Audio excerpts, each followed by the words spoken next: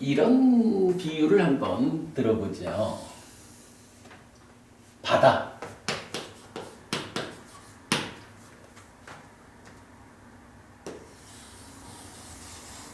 바다는 이제 이런 그 육지로부터 하여간 뭐 바람이 딱이 있잖아.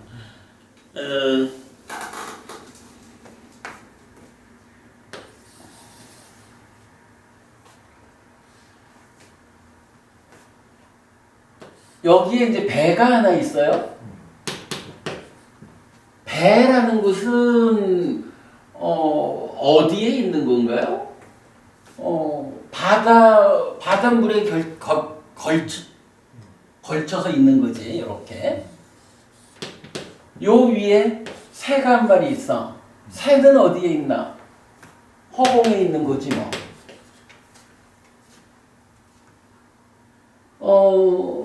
허공에 있는 거는 그 새는 하늘을 보면 새가 보이겠죠. 배는 눈을 좀 낮춰가지고 눈을 낮춰서 바다 표면을 보면 배가 보이겠죠. 그런데 이제 이 밑으로 들어가면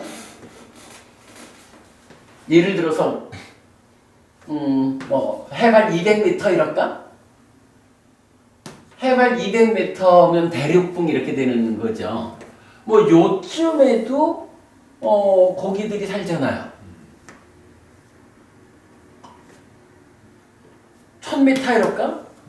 1000m 가면 이때부터 벌써 깊어지니까 조금 좀 고기들의 양이 줄어들죠. 양도 종류도. 그런데 어쨌든 여기 이렇게 이 영역에서 살아가는 존재하는 고기들도 있지, 그 생명들이 있죠. 이게 이제 깊어지면 뭐 이렇게 이제 간다고 치면 이게 뭐 막 몇몇 미터, 그지? 뭐 몇 만 미터까지도 내려가잖아요. 뭐 어느 때부터인지 몰라도 여기를 심해 어류 이렇게 부르죠. 깊은 바다 안에 있는 거. 그리고 보면 요새는 뭐 그런 것까지도 나오대. 그 완전히 이제 이 뭐라 해, 그 해 바다 계곡.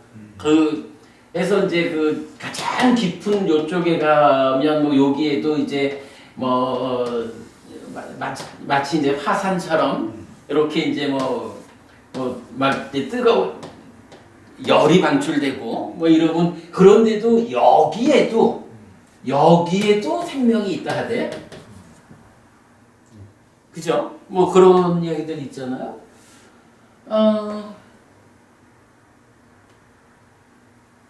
우리가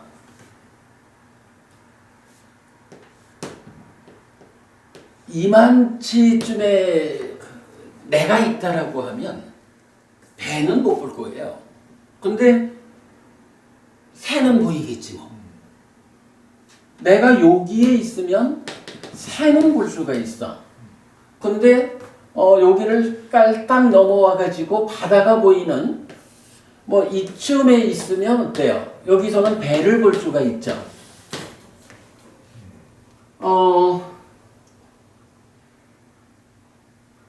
뭐 장비를 걸치고 이제 조금 들어가면 어때요?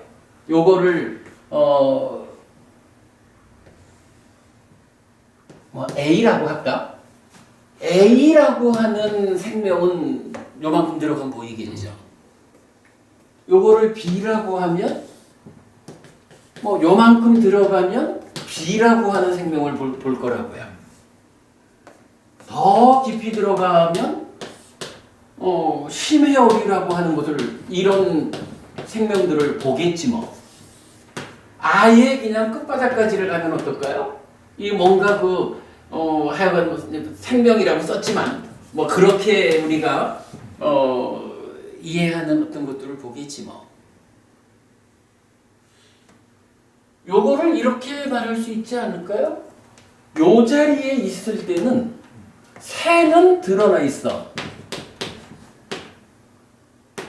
새는 드러났는데 배부터 이 뭐 심해 오류 더 넘어가서 생명들은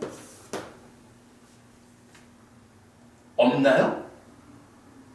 드러나지만 않을 수도 있어. 내가 못 볼 뿐이지 있는 거죠. 있어요. 그러나 드러나지 않아. 그러니까 보이지 않아. 이거를 드러나지 않은 것 이렇게 말하면 되겠지 뭐. 그죠? 그래서 내가 이제 요걸 넘어가 가지고 요쪽 육지에 있다라고 하면 새가 드러나 있었고 여기서 새로 배가 드러나겠죠. 그러면 드러나 있지 않던 것 중에 배라고 하는 이것은 드러나게 되고 드러나지 않은 것 중에서 빠지겠지 뭐. 내가 요만큼 바다 안으로 들어가면 이제 A가 드러나겠지 뭐. 마찬가지 이쪽 드러나지 않은 것 중에서 A는 빠질 거고 더 들어가면 B가 드러날 거고 더 들어가면 10의 어류가 드러날 거고 마지막 끝에까지 가면 하여간 그 분화구에 있는 생명까지 드러나겠죠.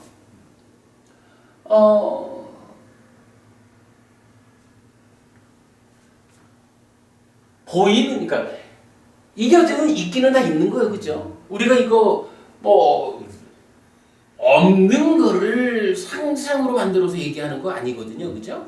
있는 거를 말하면서 그 존재 상태가 각각들이 자기 위치를 존재 위치를 말할 수가 있는 거라고. 어느 자리에 있을까? 그러면 자기 존재 위치가 있어가지고 각각 자기 위치에서 사는 그것들한테 야, 내가 여기 있는데 내가 널 좀 봐야겠다. 너 좀 보여라. 이러면 이게 보여지나요? 얘네들이 나한테 자기 모습을 보여주려고 저 깊은 바다를 뚫고 올라와가지고 하늘로 날아와가지고 보여주나? 아니라고. 이 보는 방법은 간단해요. 내가 산을 넘어오면 배는 보이는 거야. 내가 장비를 쓰고 들어가면 얼마만큼 들어가느냐? 내가 들어가는 만큼에 따라서 각각의 존재 위치에 있는 것들이 보이는 거야.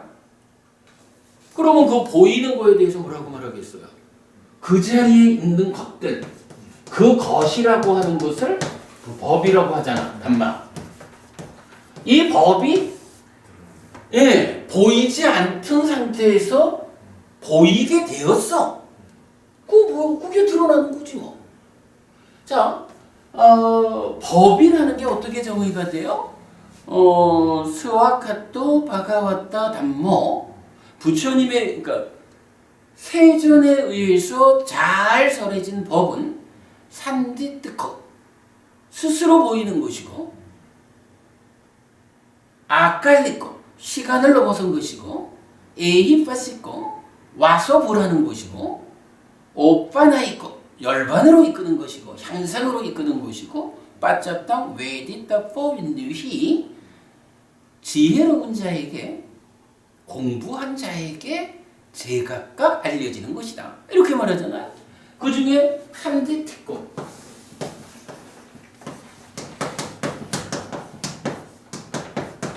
스스로 보이는 것이다. 이 말이 뭐예요? 이러한 새도 배도 A, B, 시메어리오 뭐 이런 생명들이 자기를 감추지 않는 거야. 자기는 그냥 지 사는 자리에서 사는 거야. 정법님 그게 맞죠? 그냥 자기대로 자기 삶의 영역에서 살아가고 있을 뿐이거든. 그런데 내가 어느 만큼 깊이 들어갔느냐에 따라서 내가 들어간 만큼 거기 있는 것들은 왔어? 왔어? 하는 거야. 그래, 나는 여기 있거든? 그대가 이제 내 곁에 왔네? 그러면 나를 볼 수 있어. 나 보여줄게. 이러는 거지. 이 A라고 하는 바다 생명이 거기가 아이고 저놈들이 와가지고 나를 보면 안 돼. 그러면 나 붙잡혀. 도망가자. 해가지고 더 깊이 도망가나? 안 그렇다고. 그냥 자기는 그 자리에 있어. 자기 사는 자리에. 그래서 그런 것을 뭐라고 해요? 스스로 보이는 것이야. 자기를 감추지 않는 거야. 그냥 자기는 그 자리에 있어. 스스로 감추려고 하는 게 아니고 그냥 그 자리에 존재하고 있을 뿐이야. 근데 이걸 왜 우리가 못 봐?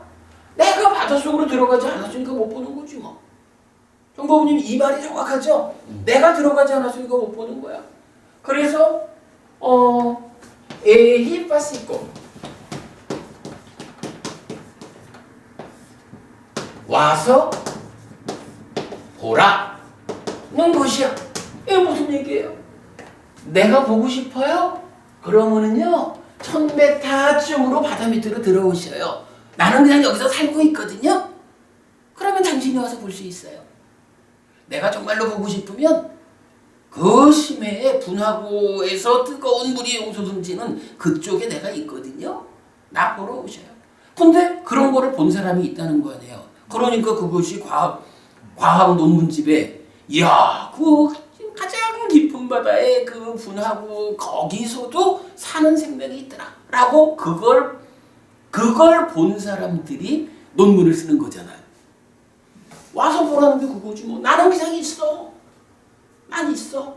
그러니까 와서 봐. 이렇게 말하는 거거든. 그게 뭡니까?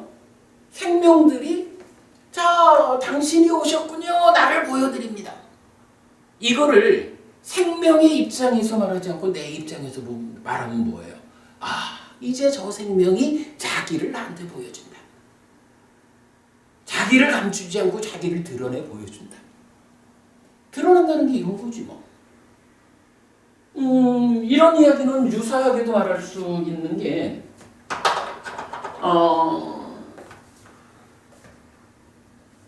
옛날에는요.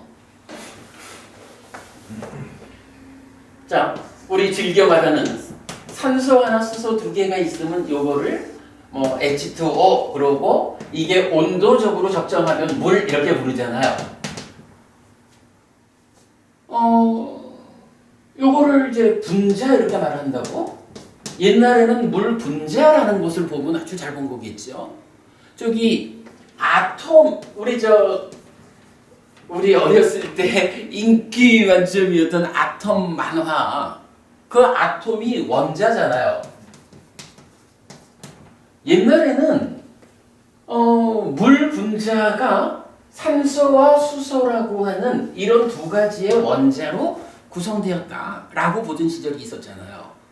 대단한 거지 뭐 사실. 오래전에 이래봤으니까.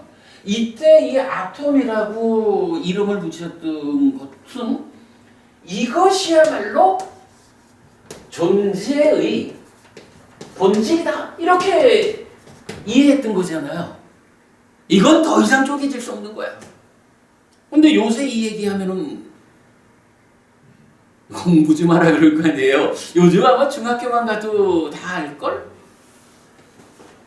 아니 과학이 발전하다 보니까 어떻게 돼요? 산소는 어떻게 되냐? 핵 안에 전자 뭐 이게 아니지. 저기 그 양성자가 16개든가 아니야. 이게 뭐 어떻게 되더라? 이게 학원가 말하기 부끄럽다. 어쨌든 산소라고 하는 하나의 원자가 이 안에서 이산은 핵과 전자죠. 핵과 전자고 핵을 구성하는 게 양성자, 중성자 이래 되잖아. 그리고 이게 이제 더 쪼개지면 뭐 미립자. 요즘 종순 이자 사건이 뭐는 예. 그래가지고 이게 뭐 잘 모르지만 가면은 뭐 요새는 뭐라 하지? 그죠? 퍼크. 예. 퍼크라는 게 뭐 열 몇 개가 있기 때문이요. 이렇게 지금 내려온다고? 이게 어쨌든 과학자들이 타당한 근거를 가지고 말하는 거니까 사실 있는 거겠지 뭐. 그러면 이렇게 있는 것들이 옛날에 원자를 말할 때는 없었나? 있었지 뭐. 있었는데 인간들이 자 예를 들어서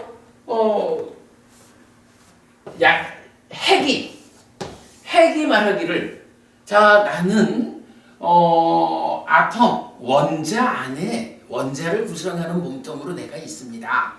여러분 내가 보고 싶으셔요? 그러면 원자를 한번 깨가지고 내 곁에 오셔요. 그러면 나 보실 수 있어요. 그거 뭐예요? 원자가 말하기를 나 숨어 있지 않아요. 나는 그냥 내가 있을 자리에 있거든요. 나를 보려면 오셔요. 라고 와서 보라고 말하고 있는 거지 뭐. 내가 가면 볼 거고 안 가면 못 보는 거지 뭐. 바닷속에 있는 생명을 보는 거나 각각의 우리 그러니까 물질의 깊은 영역, 세밀함 들어가는 거랑 서로 다 같은 개념이죠. 그런데 이제 이거를 이런 세상 이야기 그래 이렇게 이제 세상 이야기로 접근하지 않고 고와 고멸이라고 하는 측면으로 이제 접근을 하면 어떻게 되겠어요? 고라고 하는 것은 뭐 따지면 이게 무엇을 원인으로 생겨나는 괴로움일까? 라고 따지고 보면 안에 있는 것을 원인으로 생겨나는 괴로움도 있고 밖에 있는 것을 원인으로 생겨나는 괴로움도 있겠지 뭐. 지금 이런 것들을 말하자면 이건 다 밖에 거잖아. 근데 밖에 있는 것의 문제는 밖의 방법으로 대응을 해야 될 거고 이제 부처님이 괴로움의 소멸을 실현하자 완전한 행복을 실현하자 라고 하는 것은 몸과 밖의 세상이라고 그러니까 몸과 세상이라고 하는 밖의 영역에서는 이거는 나 혼자 내가 어떻다고 해서 두 사람이 나를 위해서 사라질 수는 없잖아요. 그러니까 두 분들이 존재한다라는 그 존재의 측면에서 접근하지 않고 두 분들하고 나하고 어떻게 관계를 맺으면 우리 관계에서 괴로움을 만들지 않을까? 요거면 되잖아요. 내가 괴롭지 않으려고 만약에 내가 박법우님 때문에 좀 속이 상하고 괴로워. 박법우님 없어져라! 이래가지고 되는 일은 내가 어떤 형태로든 강제적으로 박법우님을 없앤다라고 하면 이건 죄 짓는 거고 그러한 잘못된 행위의 결과로 괴로움을 만들지. 그리고 나랑 문제가 있는 상태에서 있으면 법우님 때문에 괴로움이 만들어지지. 고멸이라는 건 어떻게 생기겠어요? 내가 아닌 타자로 인한 괴로움은 우리가 그러니까 타자의 존재의 문제가 아니라 이 타자하고 나하고 어떤 관계를 맺느냐에 따라서 괴로움을 만드는 관계일까? 행복을 만드는 관계일까? 이게 결정되잖아. 밖의 것에 대해서는 그런 관계라는 측면에서 고멸을 실현해야 되죠. 뭐 대표적으로 사물향심 이게 다 그런 방법이죠. 그러나 이제 본질적으로 모든 괴로움의 원인 조건은 어디에 있어요? 사실은 박법우님하고 간에 생기는 문제도 뭐 여러 가지로 말할 수 있겠지만 그러나 그 본질에는 내 안에서 그죠? 내 마음이 박보부님이라는 한 타자와의 관계를 적절하게 대응치 못하는 오염 상태로 있으니까 내면의 오염 상황이 타자인 박보부님하고의 관계에서 괴로움을 만들잖아. 뭐 그렇게 본다면 결국은 나의 내면에서 생겨나는 이 원인들, 조건들, 내적인 오염들, 이것이야말로 괴로움을 만드는 거구나. 그러니 고멸을 실현하자라고 하면 안에 있는 문제를 해결해야겠구나. 뭐 이렇게 볼 수가 있잖아. 수행이라는 게 이제 그렇게 접근하는 거죠. 뭐 이제 그림으로 어떻게 그리기는 좀 잘 단박 생각이 안 나는데, 나의 내면의 마음의 오염 상태, 어떤 것들이 내 마음을 오염시킬까라고 하니 대표적으로 5가지 장애도 있고, 탐진치라는 거, 또는 뭐 오치온이라는 오온을 오치온으로 만드는 집착이라는 거, 또는 10가지 족쇄라고 하는 거, 뭐 잠재 성향이라고 하는 거, 뭐 다양한 이름으로 내 안에서 마음을 오염시켜 가지고 괴로움을 만드는 조건들이 설명되고 있잖아요. 그죠? 그러면 이제 수행이라고 하는 게 뭐냐고? 일단 가장 밖에 있는 부분의 문제를 해결하자라는 것은 몸과 말과 마음으로 업을 바르게 짓자라고 해서 표면에서 발생할 수 있는 직접적인 문제는 우선 해소하자. 그리고 그 몸과 말의 행위를 통해서 직접적인 접촉의 문제를 해결한다라고 하면 조금 더 안으로 들어가가지고 조금 깊이 와가지고 자비이사 사무량심을 닦아가지고 내가 그대가 행복하기를 하는 마음으로 가득 차 있는데 어떻게 그대와 나 가운데 관계의 문제가 생길까? 내가 그대가 아프지 않기를 하는 마음으로 늘 살아가고 있는데 어떻게 그대와 내가 관계의 문제가 생길까? 뭐 이런 게 이제 사무량심이잖아. 그렇게 관계의 문제를 다루는 만큼이 들어왔다라고 하면 그 다음에 이제 구체적으로는 내 안에서 나를 오염하는 것들, 이것들을 찾아야겠다. 이것들을 찾아가지고 그거를 제거하는 일, 그걸 나한테서 버려내는 일을 해야 비로소 고멸이 실현되겠다. 라고 하면 뭐 대략 여기를 이제 사무량심 이렇게 본다면 이제 조금 깊이 들어가면서부터 어떤 것들이 있어요? 뭐 5가지 장애라는 것들이 있고, 5가지 장애는 뭐 비교적 조금 좀 표면적이죠. 그러니까 나의 내면에 이미 바닷속으로 들어가야 되는 거지만 그래도 그 중에 간탐진의 해태혼찜 들뜨무의 의심이라고 하는 것은 물론 뭐 여기서도 그 간탐이라는 것도 좁은 영역으로 보면 가장 표면에 있는 거지만 넓은 영역으로 보면 탐의 머리 이래 되니까 전체를 말할 수도 있고, 들뜸이라고 하는 것도 표면에서 들뜨는 것도 있지만 저 깊이 가가지고 닦아 내면에서 찢다가 줄기고 원형하고 묶여있는 이 자체도 들뜸이잖아. 깊은 영역도 있고 그렇지만 어쨌든 뭐 그게 좀 대략적으로 말하면 조금 표면에는 5가지 장애가 있을 거고, 뭐 그 조금 더 들어가면 10가지 족쇄라고 하는 게 있을 거고, 뭐 다 포함된 개념으로 탐진치가 있을 거고, 뭐 이런 상태로 쭉 뭐 10가지 족쇄만 해도 하분결 5가지는 조금 표면에 있는 거고, 상분결 5가지는 깊이가 있는 거죠. 그리고 이제 표현적으로는 이렇게 해서 심의 어류까지 다 드러나서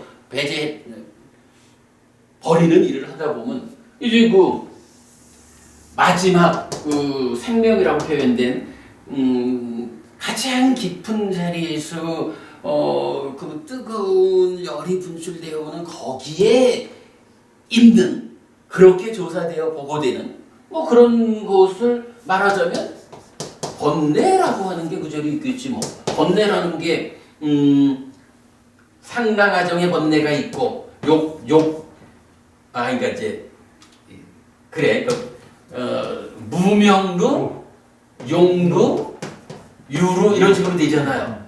뭐 그럼 가장 끝에 가면 상이 상랑하정이라고 병들어 있는 뭐 그런 곳으로의 무명루라고 하는 최후의 상해 병든 최후의 번뇌, 그곳의 자리는 그쪽이지 뭐.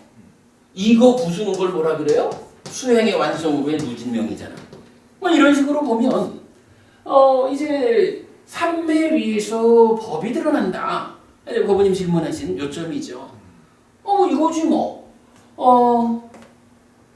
일단 우리가 삼매까지는 못 가더라도 5계를 지킵시다. 이런 불교 신자의 기본적인 삶의 기준, 5계를 지키는 일만 해도 허공에 새는 보일 거고 바다 위에 떠 있는 배는 보이겠지 뭐. 그 5계를 지키는 삶에 더해가지고 자비에서 사무량심을 잡는다라고 하면 뭐 한 200m, 1000m 뭐 이런 부분들, 이 정도에 해당하는 표면적인 마음의 오염 상태들, 이런 부분들 보이겠지 뭐. 거기에서 이제 사념처, 사마타, 윗바사나를 통해서 얼마만큼 들어가느냐에 따라서 내가 들어가는 만큼 나 여기 있어? 나 보러 왔구나? 그럼 나 봐. 라고 내면에 있는 이런 나의 내면, 마음을 오염하는 것들이 그냥 각각이 어디든지 간에 자기 있는 자리 거기에서 그래, 부처님이 말하기를 나는 와서 보라는 거더라. 이제 나 보러 왔으니까 나 볼 수 있어. 하고 자기 스스로를 드러내 보이고 있는 거지 뭐. 그럼 이 부처님 말하는 이 자리 의식의 상태를 말하는 거 아닙니까?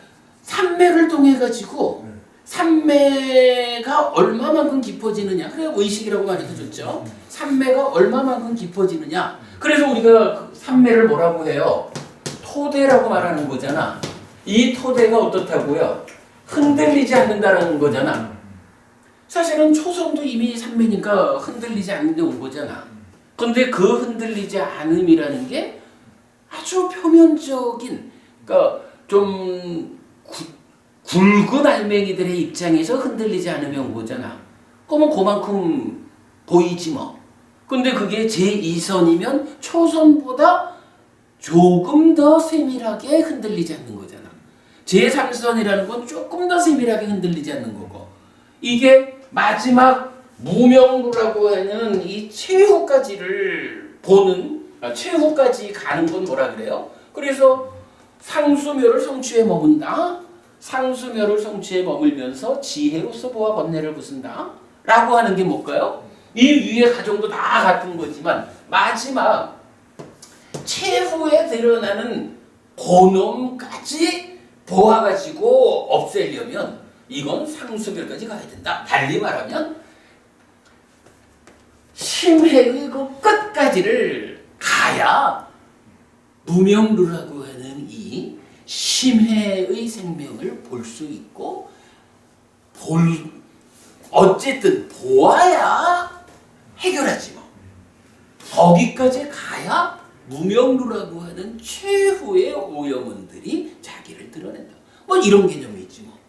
드러남이라는 개념 그렇게 봐야 되는 거죠. 지금 되겠나? 개인적마다 또 다를 수가 있다 아닙니까? 그럼요. 당연히 개인적으로 다 다를 수 있고 똑같을 수가 있다 아닙니까? 이게 이제 부처님이 제시한 외길로 간다면 그 외길에서는 동일한 어떤 과정들을 거쳐가겠죠.